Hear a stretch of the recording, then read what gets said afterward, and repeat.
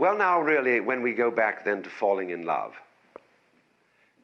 and say it's crazy, falling, you see, we don't say rising into love. There is in it the idea of the fall. And it goes back, as a matter of fact, to extremely fundamental things.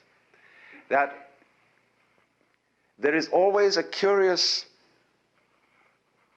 tie at some point between the fall and the creation. Taking this ghastly risk is the condition of there being life.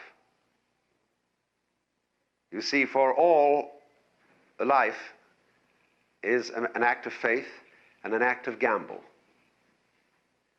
The moment you take a step, you do so on an act of faith because you don't really know that the floor is not going to give under your feet. The moment you take a journey, what an act of faith. The moment you enter into any kind of human undertaking and relationship, what an act of faith. See, you've given yourself up. But this is the most powerful thing that can be done. Surrender. See, and love is an act of surrender to another person. Total abandonment. I give myself to you. Take me. Do anything you like with me. See? So, that's quite mad, because you see, it's letting things get out of control. All sensible people keep things in control. Watch it, watch it, watch it.